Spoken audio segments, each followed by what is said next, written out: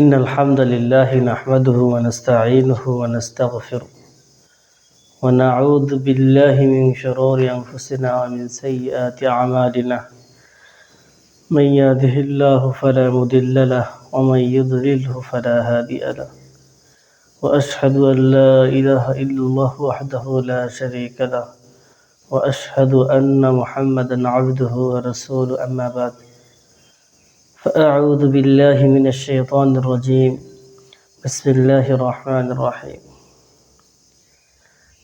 إن الدين عند الله الإسلام وقال سبحانه وتعالى في آية أخرى ومن يبتغي غير الإسلام دينا فلن يقبل منه وهو في الآخرة من الخاسرين وقال رسول الله صلى الله عليه وسلم والذي نفس محمد بيده لا يسمع بي أحد من هذه الأمة يهودي ولا نصراني ثم يموت ولم يؤمن بالذي أرسلت به إلا كان من أصحاب النار أو كما قال عليه الصلاة والسلام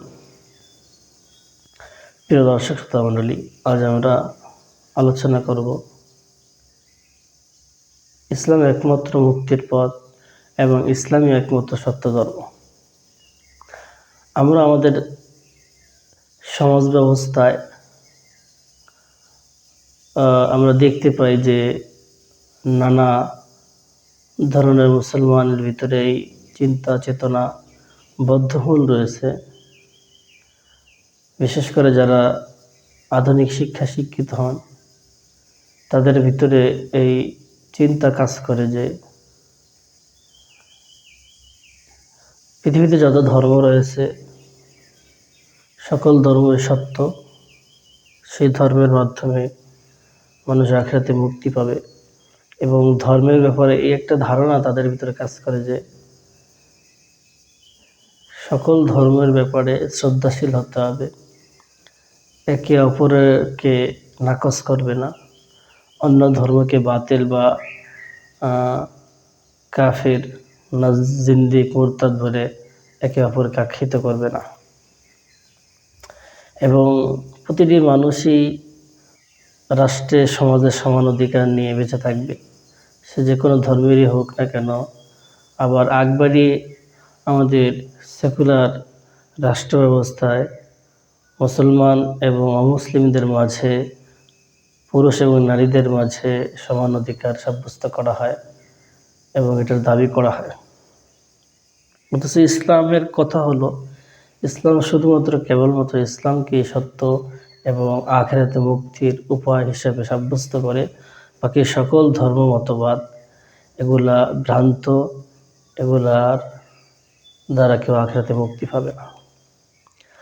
ধর্মসমূহের ভিতরে কিছু ধর্ম এমন রয়েছে যেগুলা একটা সময় তার আপন সেই দাবি দাওয়া এবং তার প্রয়োজনীয়তা এবং তার কার্যকারিতা ছিল। যেমন ইহুদি ধর্ম, খ্রিস্টান ধর্ম, এটা আসমানি ধর্ম ছিল, নবী এসেছিলেন এই ধর্ম নিয়ে।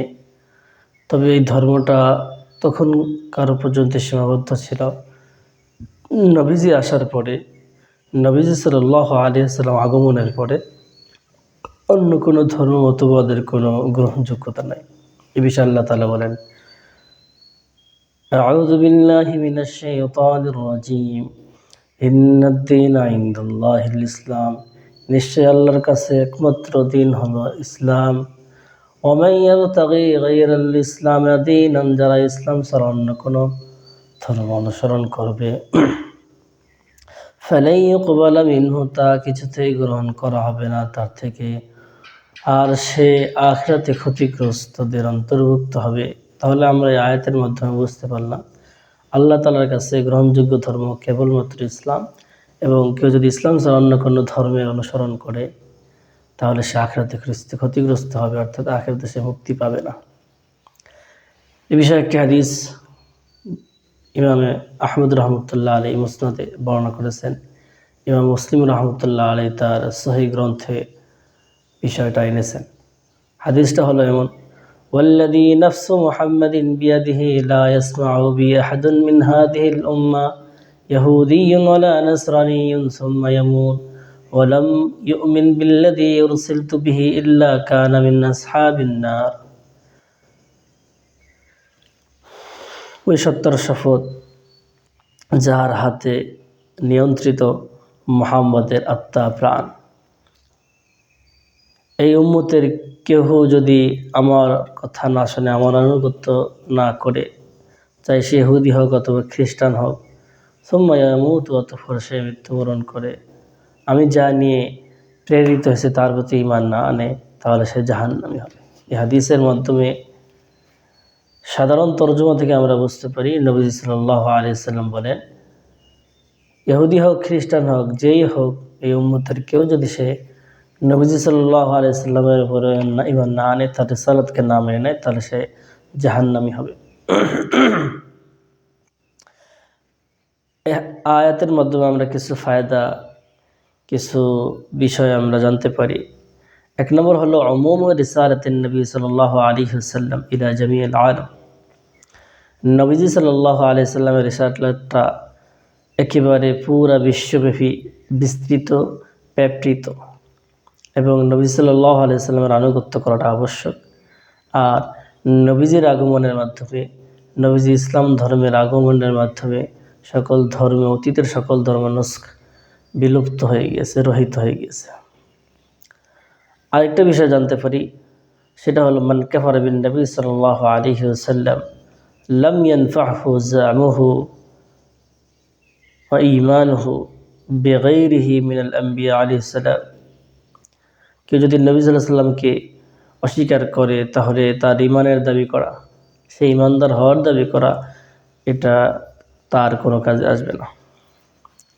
আরেকটা বিষয় আমরা জানতে পারি, মান লাম ইয়াসমা বিন নবী সাল্লাল্লাহু আলাইহি ওয়াসাল্লাম ওয়া লাম তাবলুগহু দাওয়াতুল ইসলাম ফাহুয়া মা'যুরুন ওয়া আমরুহু ফিল আখিরাতি ইলাল্লাহ।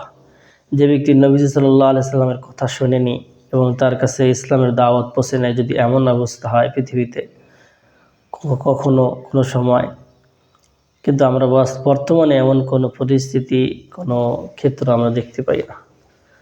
তো কোনো ব্যক্তি বা জনপদ যদি এমন হয় নবীজির আগমনের কথা না শুনে, ইসলামের দাওয়াত সেখানে না পৌঁছে, তাহলে সে, তার ওজর গ্রহণযোগ্য হবে, তার বিষয়টা আল্লাহর কাছে ন্যস্ত থাকবে। আরেকটা বিষয় আমরা জানতে পারি, ইসলামের মাধ্যমে ব্যক্তি উপকৃত হতে পারবে যদি সে মৃত্যুর পূর্বে ইসলাম গ্রহণ করে। যদিও প্রচণ্ড তীব্র অসুস্থতার মাঝেও ইসলামকে গ্রহণ করে নেয়, যতক্ষণ না তার প্রাণ কণ্ঠের কাছে পৌঁছে যায়, কণ্ঠলানি পর্যন্ত না পৌঁছে, ততক্ষণ পর্যন্ত তার ঈমান তাকে উপকার করবে, ঈমান গ্রহণযোগ্য হবে, তাওবা গ্রহণযোগ্য হবে, এবং এই তাওবার মাধ্যমে, ইসলাম গ্রহণের মাধ্যমে সে আখিরাতে মুক্তি পাবে ইনশাআল্লাহ। আরেকটা বিষয় আমরা জানতে পারি, কাফেরদের ধর্ম মতবাদ, তাদের মধ্যে থেকে ইহুদি খ্রিস্টান যে কোনো ধর্মের অবলম্বীদের ধর্মকে সঠিক মনে করা, এটা কুফরি এবং কুফরি আকবার, যে কুফরির কারণে সে আখিরাতে চিরস্থায়ী জাহান্নামী হতে হবে। তো আমরা খুলাসা সারমর্ম কথা দাঁড়ালো, ইসলাম একমাত্র ধর্ম এবং সঠিক ধর্ম, এবং ইসলাম ব্যতিরিক্ত অন্য যত ধর্ম মতবাদ রয়েছে, যত চিন্তা আদর্শ রয়েছে, সেগুলো ভ্রান্ত, এবং সেগুলো মানে কেউ আখিরাতে মুক্তি লাভ করতে পারবে না। আল্লাহ তাআলা আমাদেরকে ইসলামকে একমাত্র ধর্ম, ইসলামই সঠিক ধর্ম, এটা মনে করার তৌফিক দান করুক। আমিন। ওয়া আখিরু দাওয়ানা আলহামদুলিল্লাহি রাব্বিল আলামিন।